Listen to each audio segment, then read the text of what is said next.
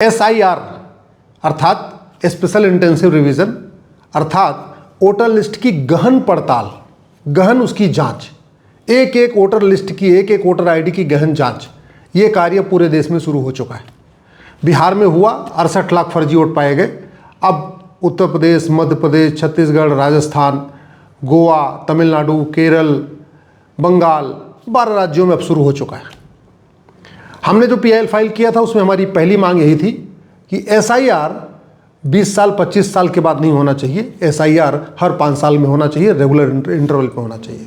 दूसरी हमारी मांग थी कि आधार को न तो डेट ऑफ बर्थ का प्रूफ माना जाए, न तो रेजिडेंस का प्रूफ माना जाए, न तो सिटीजनशिप का प्रूफ माना जाए। मुझे बहुत खुशी है कि इलेक्शन कमीशन ने हमारी दोनों मांग मान लिया है। अब SIR आगे से भी रेगुलर इंटरवल पे होता रहेगा। और दूसरा, आधार को न तो सिटीजनशिप का प्रूफ माना जाएगा, न रेजिडेंस का प्रूफ माना जाएगा, न एज का प्रूफ माना जाएगा। आधार केवल और केवल आइडेंटिटी का प्रूफ माना जाएगा। यानी जहां दो लोग एक ही नाम के आ गए हैं तो आधार ये बताएगा कि उसमें कौन असली है कौन नकली है। इससे बहुत हद तक घुसपैठियों को पकड़ने में मदद करेगी, घुसपैठियों का नाम निकालने में मदद मिलेगी। लेकिन क्या इस SIR से 100% प्योरिफिकेशन हो जाएगा? इस SIR के बाद सभी घुसपैठियों का नाम वोटर आईडी से कट जाएगा? मुझे नहीं लगता। क्यों? क्योंकि इलेक्शन कमीशन ने एक इसमें कमी छोड़ दिया है, जो उन्होंने कहा है कि जो पिछला SIR हुआ था 2002-2004 के बीच में, जिन लोगों का उसमें नाम है या जिनके माता पिता का उसमें नाम है, उनको कोई अलग से डॉक्यूमेंट दिखाने की जरूरत नहीं है। यानी वो इस SIR की प्रक्रिया के अंतर्गत नहीं आएंगे। बांग्लादेश बना 1971 में, घुसपैठिए उसके बाद से आ रहे। सबसे ज़्यादा आए राजीव गांधी जी के समय में, जब 1984 से वो प्रधानमंत्री बने, उसमें बहुत बड़ी संख्या में आए। नरसिम्हा राव के समय में भी खूब घुसपैठिए आए। बाद में भी जब BP सिंह की सरकार थी, खूब घुसपैठिए आए। UPA 1 UPA 2 में तो पूछे नहीं, उस समय तो नॉन लिथल ट्रीटी हो गई थी 2011 में कि BSF वाले गोली भी नहीं चलाएंगे, तो खूब भर के घुसपैठिए आए। और जो घुसपैठिए आ गए, उन्होंने एक के बाद दो, दो के बाद तीन, तीन के बाद 4 डॉक्यूमेंट बनवा लिया। तो 2002 को अगर हम बेंचमार्क मान लें तो इसका मतलब इनडायरेक्टली हम ये कहने की कोशिश कर रहे हैं कि 2002 में हमारी जो वोटर लिस्ट थी वो कम प्योर थी, उसमें कोई घुसपैठिया था ही नहीं, जबकि ऐसा नहीं है। 2002 से 2004 में जो SIR हुआ था, जो वोटर लिस्ट बनी थी, उसमें भी बड़े पैमाने पे पाकिस्तानी, अफगानिस्तानी, रोहिंग्या, बांग्लादेशी घुसपैठियों ने अपना नाम इंटर करा लिया था। तो अगर आज की डेट में हम ये कहेंगे कि जिनका नाम 2002 से 2004 में था उनको कोई डॉक्यूमेंट नहीं दिखाना है, तो बहुत बड़ी संख्या में घुसपैठिए छूट जाएंगे। इसलिए इलेक्शन कमीशन से हमारा आग्रह है, हमारी रिक्वेस्ट है कि वो ये फार्मूला है कि नहीं 2002 से 2004 में जिसका नाम है उसको डॉक्यूमेंट नहीं दिखाना पड़ेगा, उसको दोबारा से पुनर्विचार करें। मुझे बहुत खुशी है कि उन्होंने कम से कम आधार को इससे बाहर निकाल दिया। अभी मामला सुनवाई 4 तारीख को फिर इस पर सुनवाई होगी, मैं वहाँ पे फिर अपनी दलील दूंगा और मांग करूंगा माननीय सुप्रीम कोर्ट से कि ये जो इलेक्शन कमीशन का तरीका है कि नहीं 2002 से 2004 वाला बेंचमार्क रहेगा, वो नहीं होना चाहिए। बेंचमार्क हो तो कायदे से 1971 बेंचमार्क होना चाहिए, क्योंकि उसके बाद में जब बांग्लादेश बना उसके बाद में हर साल घुसपैठिए आए हैं, जम के आए हैं। ये अलग बात है कि कभी सरकारें थोड़ी बदली हैं तो कभी कम आए कभी ज़्यादा आए, लेकिन चूंकि बॉर्डर पे ज़्यादातर सेकुलर सरकारें थी, चाहे वो बंगाल में चाहे बंगाल हो चाहे असम, मैक्सिमम वहाँ सेकुलर सरकारें थी। और सेकुलर सरकारों ने मानवाधिकार की दुहाई देते हुए सारे घुसपैठियों को एक्सेप्ट कर लिया था। और अब वो हमारे भारत के लोगों के हिस्से का रोटी कपड़ा मकान ले रहे हैं, रोजी रोटी ले रहे हैं, कारोबार कर रहे हैं, बिजनेस व्यापार कर रहे हैं। मुंबई, दिल्ली, बेंगलोर, चेन्नई जैसे शहरों में भी वो पूरा कारोबार कर रहे हैं। तो समाधान इसका यही है कि सबसे पहले ये जो बेंचमार्क रखा है 2002-2004 का, इसको बेंचमार्क हटाया जाए। दूसरा, चूंकि पुलिस का बहुत बड़ा इसमें योगदान होता है SIR में, और पुलिस इस 1861 के कानून के कारण सत्ता की गुलाम बनी हुई है। कहीं की पुलिस पूरा सहयोग करेगी, कहीं की नहीं करेगी। यूपी की पुलिस SIR में पूरा सहयोग करेगी, गुजरात की पुलिस भी SIR में पूरा सहयोग करेगी। लेकिन कुछ ऐसे स्थान हैं जहां पे पुलिस सहयोग नहीं कर पाएगी, और वो तभी ठीक से सहयोग करेगी, पूरे देश की पुलिस एक तरीके से तभी व्यवहार करेगी जब ये 1861 का पुलिस हटेगा। एक नया यूनिफॉर्म पुलिस कोड लागू होगा, एक पुलिस चार्टर लागू होगा, पुलिस को इंडिपेंडेंट बनाया जाएगा, पुलिस को स्वतंत्र बनाया जाएगा, पुलिस को निष्पक्ष बनाया जाएगा, पुलिस को रिस्पॉन्सिबल और अकाउंटेबल बनाया जाएगा। तभी पुलिस स्वतंत्र होकर इस SIR में सहयोग कर पाएगी। नहीं तो बहुत सारे स्थानों पे पुलिस आंख बंद कर लेगी और घुसपैठियों का नाम इसमें जुड़ता रहेगा। इमिग्रेशन एक्ट बन गया 2025 का, 1946 वाले से अच्छा है, मैं धन्यवाद देता हूँ, लेकिन ये दुनिया का सर्वोत्तम इमिग्रेशन एक्ट नहीं है। दुनिया के कई देशों में घुसपैठियों को 10 से 20 साल की सज़ा का प्रावधान है, और केवल घुसपैठियों की नहीं, जो घुसपैठियों की मदद करते हैं उनको भी 10 से 20 साल की सज़ा होती है। इस इमिग्रेशन एक्ट में तो चलो घुसपैठ के लिए तो फिर भी एक अपराध है, लेकिन घुसपैठियों की मदद करना कोई अपराध नहीं है।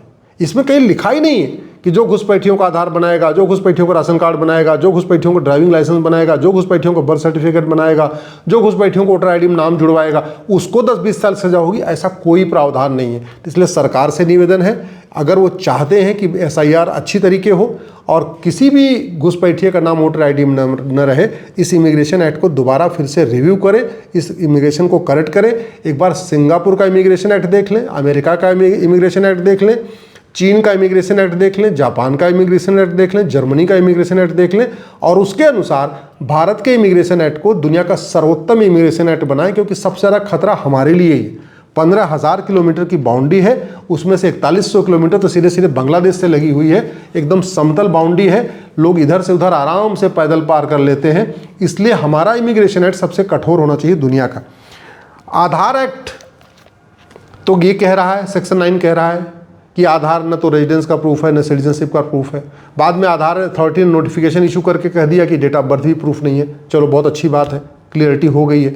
लेकिन नीचे के लेवल पे C grade employee, D grade employee जो वास्तव में BLO का काम करते हैं, उनको इतनी क्लियरिटी नहीं है। वो आधार को सब कुछ मानते हैं, उनको लगता है आधार रेजिडेंस का भी प्रूफ है, आधार सिटीजनशिप का प्रूफ है, आधार एज का भी प्रूफ है। इसलिए इसके बड़े बड़े अखबारों में इस पर इश्तेहार देना ज़रूरी है। इलेक्शन कमीशन को इस पर पूरा एडवर्टीजमेंट देना चाहिए कि ये भैया कोई प्रूफ नहीं है, इसको बार बार बताते रहना चाहिए सबको।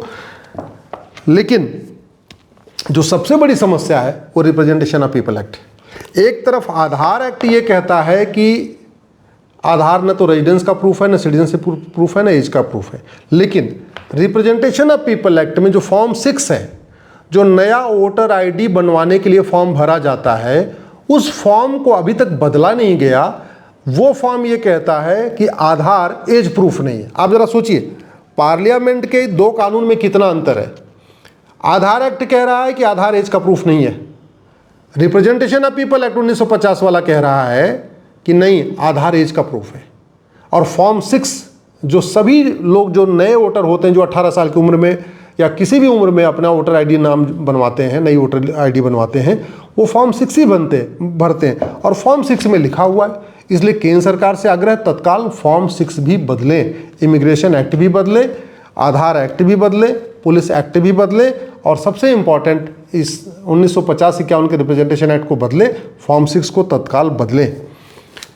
आधार वास्तव में अगर हम फ्री एंड फेयर इलेक्शन चाहते हैं, और हम चाहते हैं कि हमारे देश में एक भी घुसपैठिया वोट न दे पाए, एक भी घुसपैठिया का नाम वोटर आईडी में न रहे, तो हमें भारतीय न्याय संहिता को तत्काल बदल देना चाहिए। इसमें कम से कम 3 नए चैप्टर जोड़ने की ज़रूरत है, और 2 चैप्टर जो पहले से हैं इनको ठीक करने की ज़रूरत है। इसमें ऑफेंस रिलेटिंग टू इलेक्शन है, लेकिन वो कॉपी पेस्ट है पुरानी वाली IPC का। अंतर केवल इतना है कि पुरानी IPC में जहाँ 500 रुपये सज़ा थी, उसमें 0 बना के उसको 5000 कर दिया। पुरानी वाली IPC में जिस अपराध में 1000 रुपये की सज़ा थी, उसमें एक नया 0 और जोड़ दिया, और उसको जहाँ 1000 सज़ा थी उसको 10,000 कर दिया। इतना अंतर आया।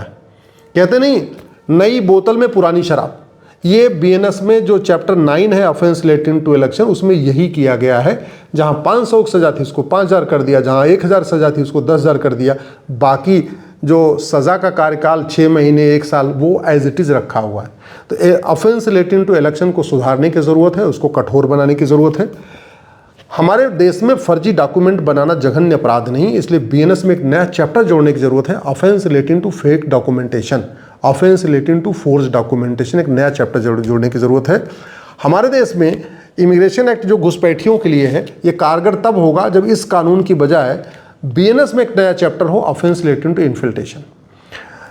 ऑफेंस सारा का सारा घुसपैठ होती है, उसका मूल कारण है घूसखोरी, इसलिए इस BNS में एक नया चैप्टर जोड़ने की जरूरत है, ऑफेंस रिलेटिंग टू करप्शन। और सबसे इंपॉर्टेंट, घुसपैठ को राष्ट्र की सुरक्षा के लिए खतरा घोषित करने की जरूरत है। हमारे पास एनएसए है लेकिन इसमें कहीं लिखा नहीं घुसपैठ राष्ट्र की सुरक्षा के लिए खतरा है। ऐसे ही घुसपैठ को अनलॉफुल एक्टिविटी डिक्लेयर करने की जरूरत है। हमारे पास अनलॉफुल एक्टिविटी एक्ट है लेकिन इसमें भी कहीं नहीं लिखा हुआ है कि घुसपैठ अनलॉफुल एक्टिविटी है।